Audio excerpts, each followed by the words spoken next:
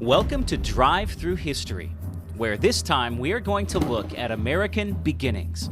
We'll start in Europe and explore the amazing story of the famous explorer and entrepreneur Christopher Columbus.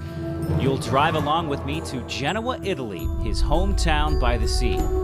Then we'll travel through some exotic Italian countryside to beautiful and historic Florence, where we'll learn about where Columbus may have found some of the inspiration for his big idea. And along the way, we'll answer that age-old question, what did Mongol warrior Genghis Khan and the Prophet Muhammad have to do with the discovery of America? Well, as it turns out, plenty. Now, history is more than just about remembering dates. It's also about the confluence of events.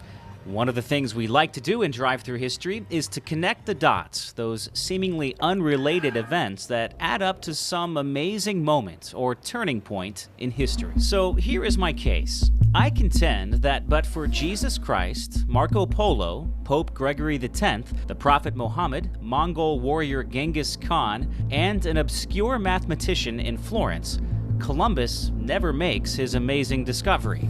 Okay, I agree that's an unusual take on history, but hear me out. First, the Khan man.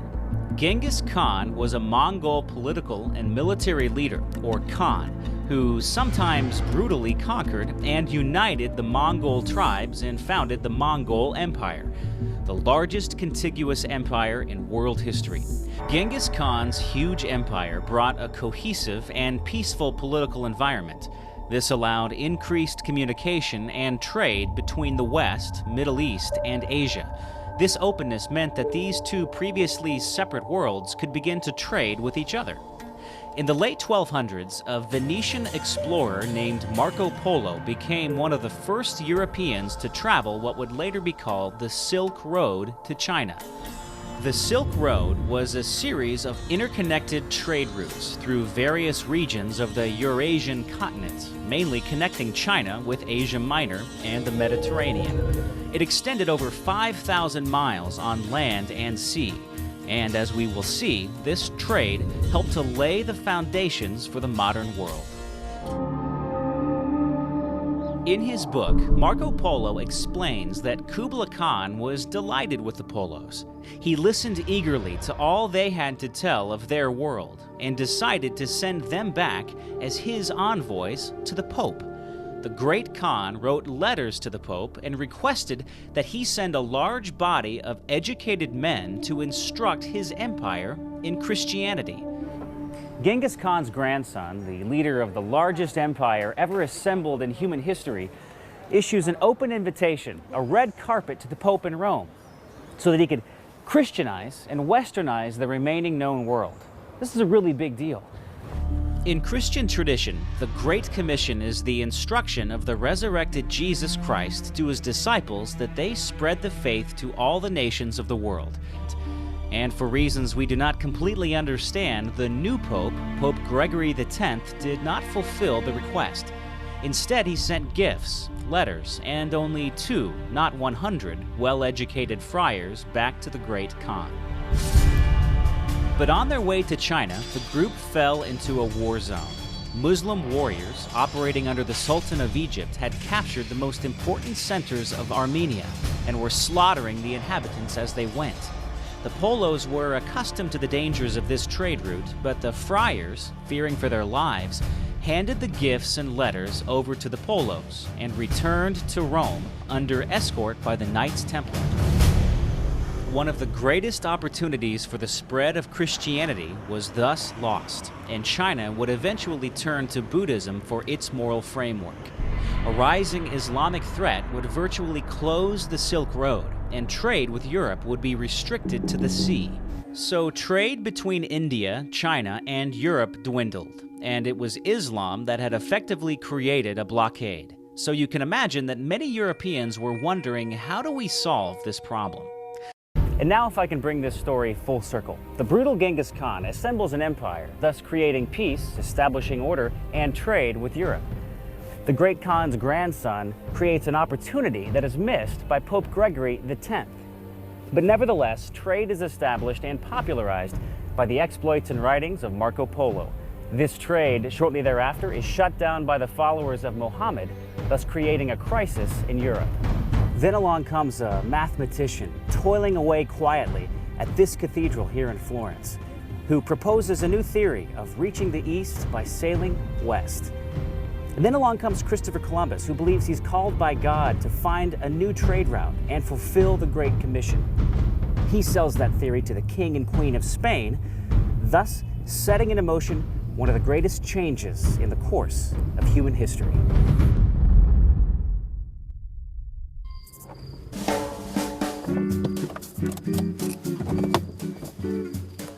Welcome to the Babworth All Saints Church. Pretty cool, huh? Hey! Before the Pilgrims would be willing to leave hearth and home for the wilderness of America, some person needed to give them a reason to go. That person was the spiritual forefather of the separatist movement, a man named Richard Clifton, and he was the parson of this church from 1586 to 1605. Parson Richard Clifton was friend to both William Brewster and William Bradford, and began preaching sermons in this very church. Those sermons would sow the seeds of a separatist movement, and that separatist movement would become the hardy little band of pilgrims on the Mayflower. So during this volatile time, the common people were getting their hands on their own Bibles. They were reading them and drawing conclusions on how best to worship God. The Pilgrims, who were mostly poor, simple farmers, did not like the idea of yet another new hierarchy of bishops, priests, and deacons. They rejected the new formal church structure and its liturgy. It felt like a bad copy of the old one. They wanted none of this. Instead, they sought a more simple, pure, unyielding zeal to worship God. There was just one minor problem. Worshipping this way was illegal. Imagine that, being a lawbreaker just by going to church. The two men that would lead the New Pilgrim separatist movement were William Brewster and William Bradford. William Bradford was a fully committed member of the Scrooby Home Church, and he shared the radical idea of separating from the official Church of England. When the congregation learned that the current king, King James I, intended to, quote, harry them from the land, they fled to Holland. By the way, if you've ever read the King James Bible, it's named after King James I. It probably felt like they were moving to another planet, and travel in primitive wooden ships was both unpleasant and hazardous. But the Pilgrims were motivated to start something new, their determination stemming from their worldview and their belief in the role of the Christian on earth, and in particular the words of Jesus from what today is considered the most famous sermon ever preached, the Sermon on the Mount. He said, "Ye are the lights of the world. A city that is set on a hill cannot be hid. Neither do men light a candle and put it under a bushel, but on a candlestick, and it giveth light unto all that are in the house. Let your light so shine before men that they may see your good works and glorify your Father which is in heaven." So, with a clear and undeniable call to America, two pilgrims were sent to England to solicit a land patent that would give them the legal right to create a settlement. With the patent secured in June of 1619, the Pilgrims finally had the green light to go. All they needed now was a boat. The ship they obtained, along with a hired crew, was called the Speedwell. But a second, larger ship was also leased for transport and exploration services. This was the Mayflower. Pastor Robinson fell to his knees on the deck of the Speedwell, as did the others. It was recorded that, with watery cheeks, commended them most fervent prayers to the Lord and His blessing. The scene was described as such love as indeed is seldom found on earth. When the Pilgrims finally reached America, not only were they really late, but they were in the wrong place. Before disembarking, the Pilgrims would sign the Mayflower Compact. The Pilgrims knew that some earlier settlements in the New World had failed due to the lack of government. The Mayflower Compact was a social contract in the form of a sacred covenant sworn before God, in which the settlers stated their purpose for coming and consented to follow the rules and regulations of the government for the sake of survival. The government, in return, would derive its power from the consent of the governed. The short little agreement is often referred to as the very foundation of the Constitution of the United States and a cornerstone of American government. Future U.S. President John Quincy Adams, who also had ancestors on the Mayflower, would later describe the Mayflower Compact as the only instance in human history of that positive, original social compact. A compact that many believed to be the only legitimate source of government.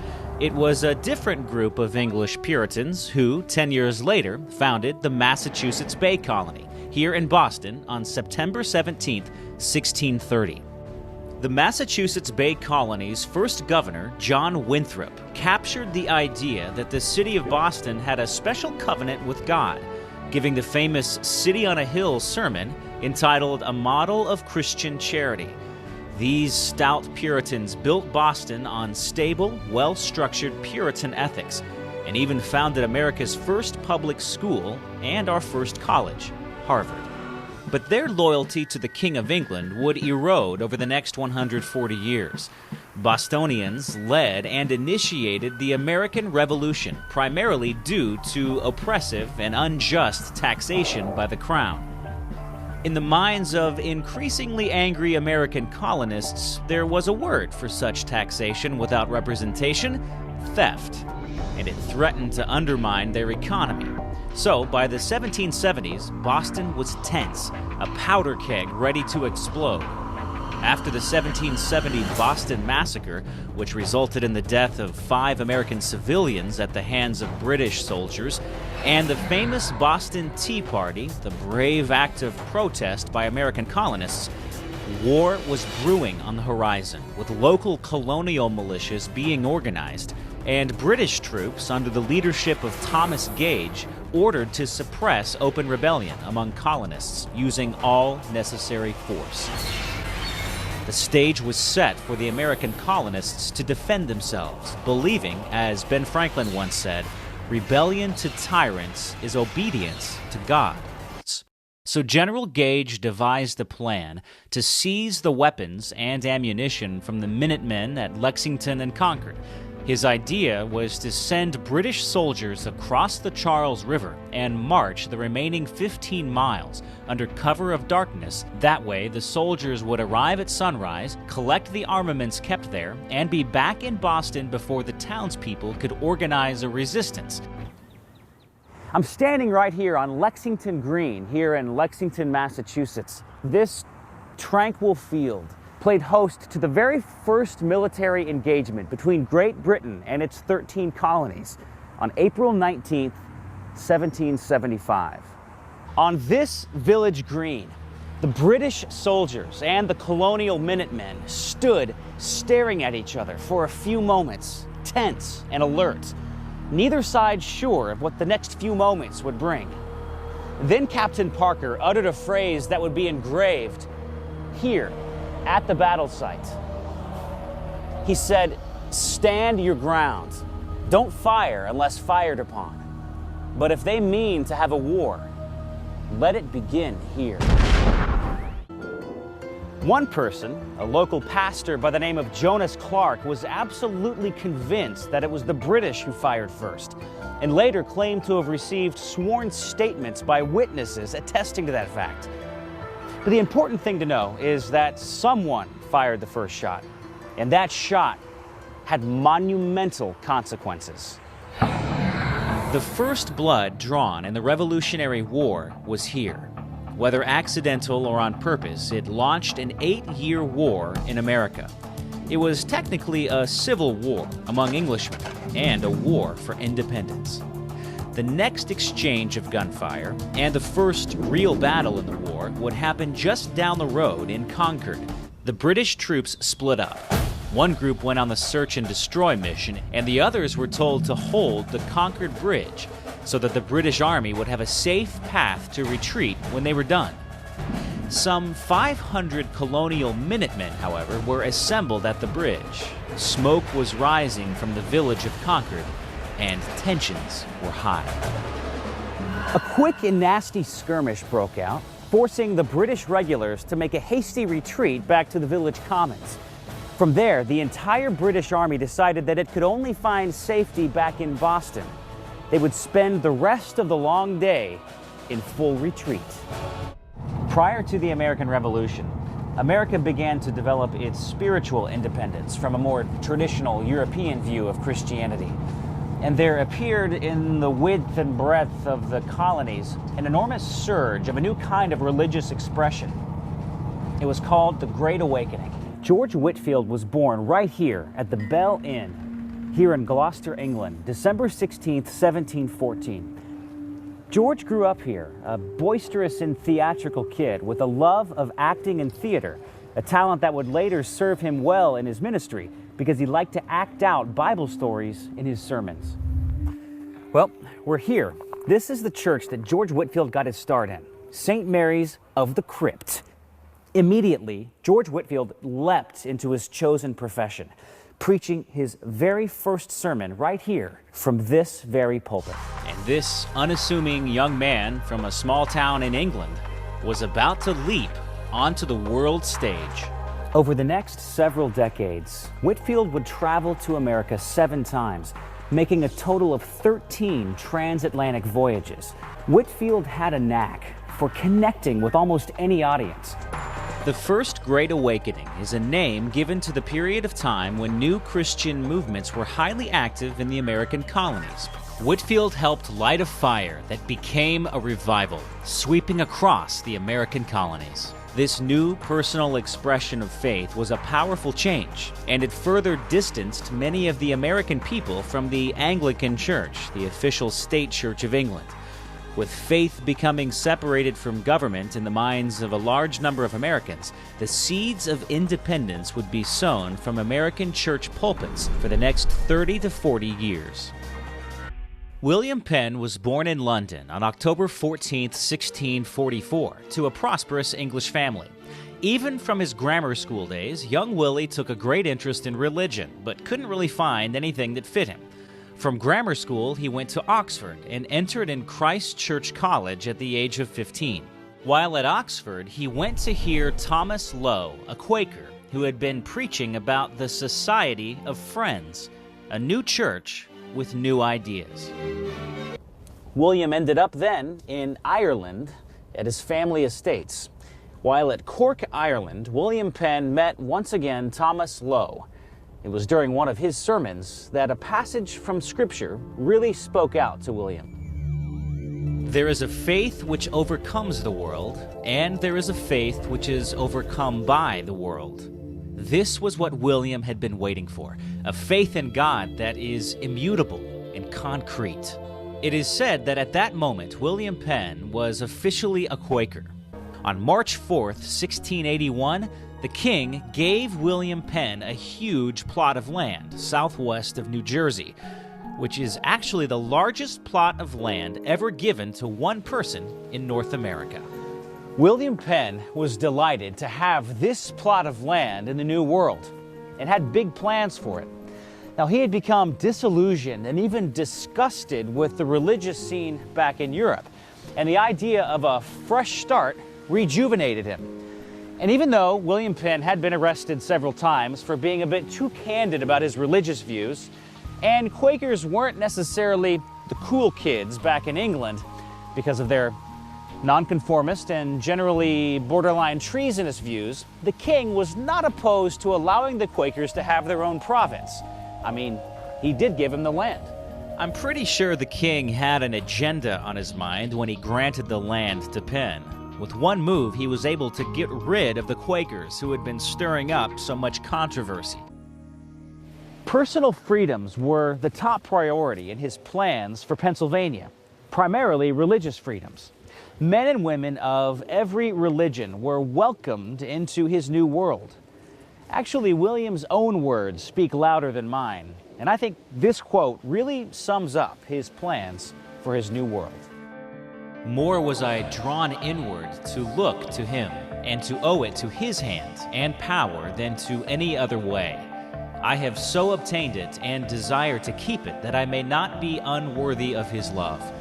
God, that has given it to me through many difficulties, will, I believe, bless and make it the seed of a nation.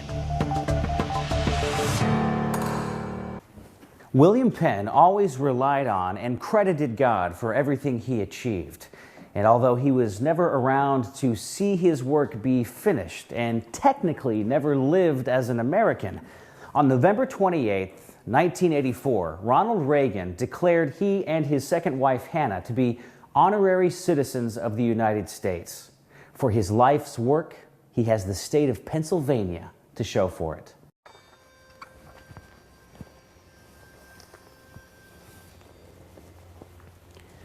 The city of Philadelphia, which rests 26 miles downriver from here at Pennsbury Manor on the banks of the Delaware, grew into, arguably, America's most influential city. It was a trailblazing city, producing America's first college, mint, library, and Congress. The Declaration of Independence was signed there, along with the U.S. Constitution. Some of America's greatest minds lived and worked in Philadelphia, including Ben Franklin, Thomas Jefferson, Benjamin Rush. The list goes on and on. It served as America's first capital, and it became, as Penn had hoped, the seed of a nation. It was vital to the birth of this country. William Penn's dream for the perfect urban plan didn't quite pan out. No doubt he'd be disappointed with many aspects of modern Philadelphia and pleasantly surprised with others. But what did pan out was his dream of a nation founded on Christian principles, with a government that has its power restrained by the rule of law and the separation of powers. If thou wouldst rule well, thou must rule for God. And to do that, thou must be ruled by him. Those who will not be governed by God will be ruled by tyrants. William Penn. It was time to head back to the big city to go to church. Historic Christ Church, that is. According to historian David McCullough, no other church has played a more significant role in our nation's birth. Christ Church was founded in 1695 as a condition of William Penn's charter.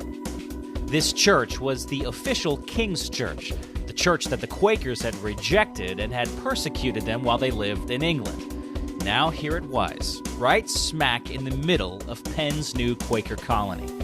But after experiencing the pain of religious persecution, the Quakers embraced religious tolerance as a key tenet of their faith. In William Penn's new land, Anglicans and Quakers would live as neighbors.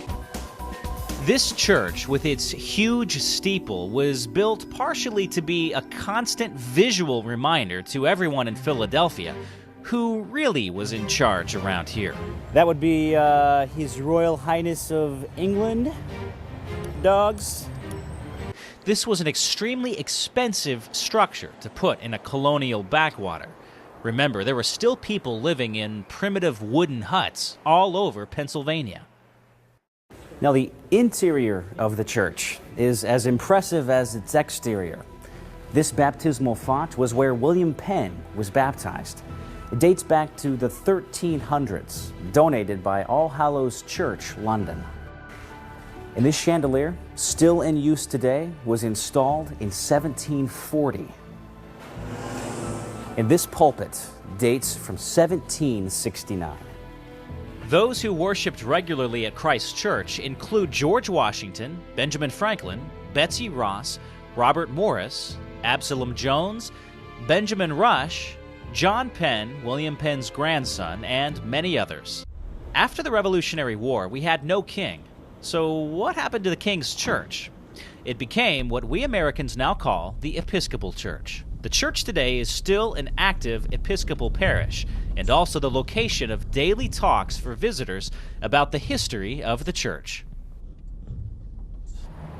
It's impossible to miss the fact that the city of Philadelphia lives and breathes with the spirit of a man who many consider to be our most famous founding father, Benjamin Franklin. Now, one of his most famous sayings was, Well done is better than well said. It's an adage that encapsulates the man whose common sense, down-to-earth pragmatism propelled him to accomplish a staggering amount of achievements in his action-packed lifetime. Ben Franklin was a leading author, political theorist, politician, printer, statesman, scientist, inventor, civic activist, and diplomat. As a scientist, Franklin took the world by storm, conducting experiments in electricity, what they called at that time electrical fluid. Some of his experiments would become infamous. On a stormy June day in 1752, Ben Franklin, along with his son William, flew a kite with a wire poking out of it high in the Philadelphia skies. As the skies darkened and the kite's string bristled with electricity, Franklin brought his knuckles close to a brass key dangling from the end of the string. A spark leaped through the air, giving him a powerful jolt, thus proving that lightning, at the time a rather mysterious phenomenon, was simply electricity. This, along with other experiments with electricity, led to Franklin's invention of the lightning rod, a device that has protected untold numbers of buildings and lives to this very day. Ben Franklin was a prodigious inventor, inventing the Franklin stove, swim fins, and those famous bifocals. But the most amazing thing about Franklin is that for all his inventions, he never sought a patent. He wanted to give his inventions to the world freely. In 1776, he was a member of the Committee of Five that drafted the Declaration of Independence and made several small changes to Thomas Jefferson's draft. At the signing, he is quoted as having stated, "We must all hang together, or assuredly, we shall all hang separately." At the Constitutional Convention in 1787, when the convention seemed headed for disaster due to an endless and rancorous debate, the elderly Franklin requested that each day's session begin with prayers. Franklin recalled the days of the Revolutionary War when the American leaders assembled in daily prayer seeking divine guidance from the Father of Lights. He then rhetorically asked, "And have we now forgotten that powerful friend? Or do we imagine that we no longer need his assistance?"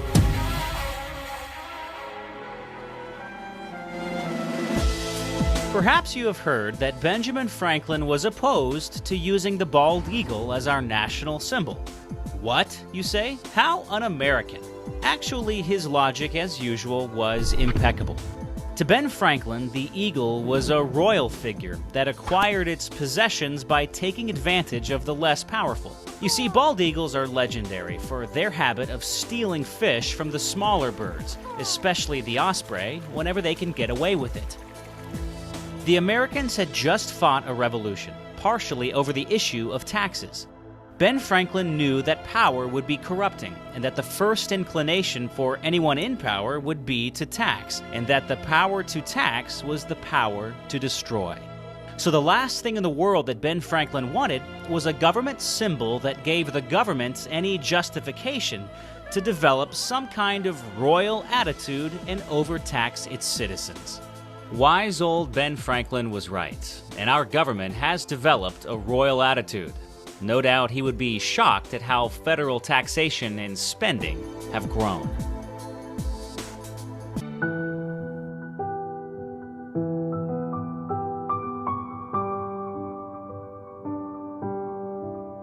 Franklin died on April 17, 1790, at the age of 84 years old. It is said that approximately 20,000 people attended his funeral. He's buried right here at the Christ Church Burial Ground in Philadelphia, and his grave has become a revered site visited by thousands of people annually. Now, if you look at his gravestone, you can see that it's become tradition to place or to toss over the fence pennies onto his grave marker in honor of the man whose oft-quoted phrase, "A penny saved is a penny earned," has become a treasured motto. Of course, what people don't realize is the fact that when they place a penny on his grave and walk away, they're doing the exact opposite of what Franklin himself suggested. So to honor the man, I think I'll take my penny, place it right back into my pocket. But whatever you do with your penny, you really should take the time to come here to Philadelphia to pay your respects to the man that many historians hail as the very first American, a man of virtue, honor, strength of character, courage, and devotion to his country.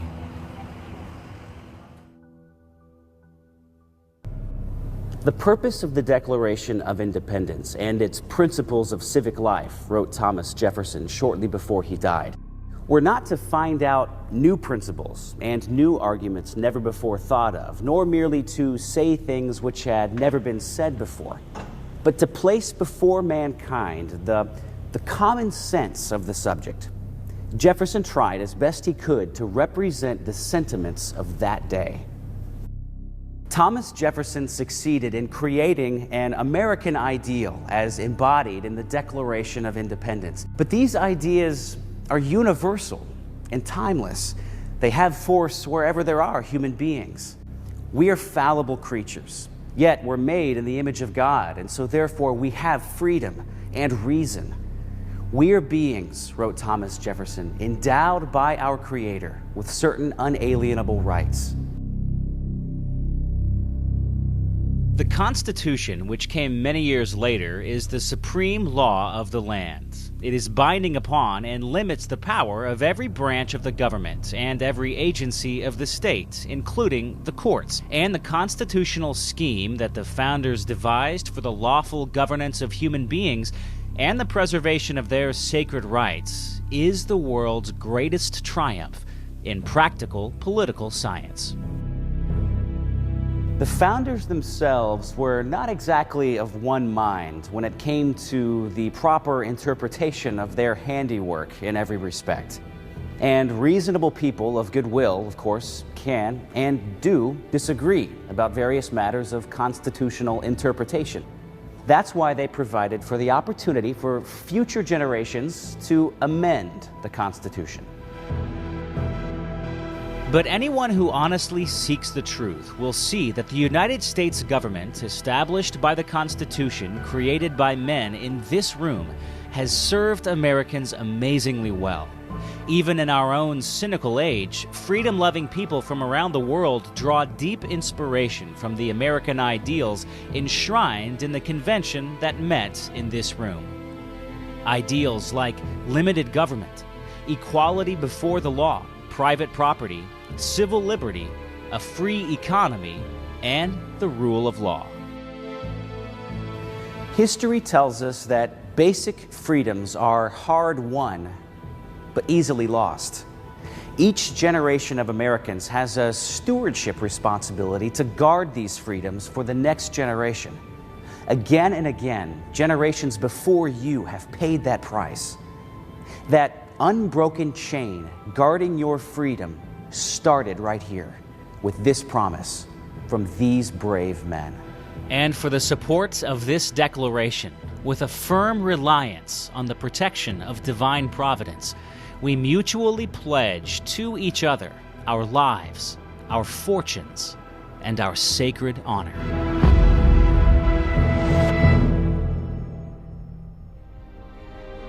I love my job. And this series, which I call Columbus to the Constitution, has allowed me to tour 5 countries in Europe and most of the original 13 colonies in America.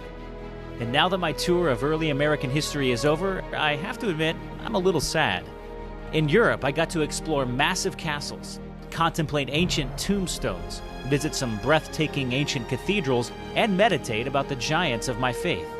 I visited tiny stone churches where oratories from humble pastors changed the world. I got to drive some cool cars on the wrong side of the road, visit Sherwood Forest, and dance with gypsies. But it's America that will haunt my memories the most. I love my country, and I'm worried about its future. Have we lost our way? I think about Independence Hall and the courageous and honest men confronting tyranny who drew a line in the sand in 1776 and signed their own death warrants. Do such men exist today? And after fighting a long and difficult war, they managed to create the United States Constitution, a document that remains the envy of the world. This document speaks to every man because the cry for freedom beats in the heart of every human being. I pray for future leaders that have the honesty, courage, and perseverance of George Washington. We need the brilliance of Thomas Jefferson, common touch and common sense of Benjamin Franklin. We need men like John Adams, a disciplined and brilliant man who put the interests of the nation over his own special interests. Can America still produce moral leaders like this? Will we remain a free people? Maybe we just need a new revolutionary spirit. You can count me in. Thanks for joining me on this Drive Through History series. I'm Dave Stotts.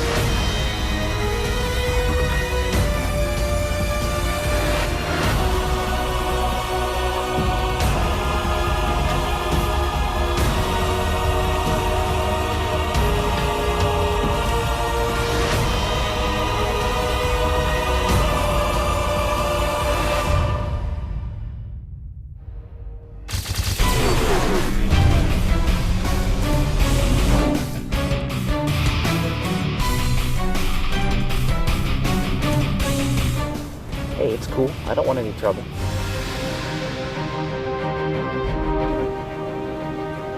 Now it's like freezing my forehead.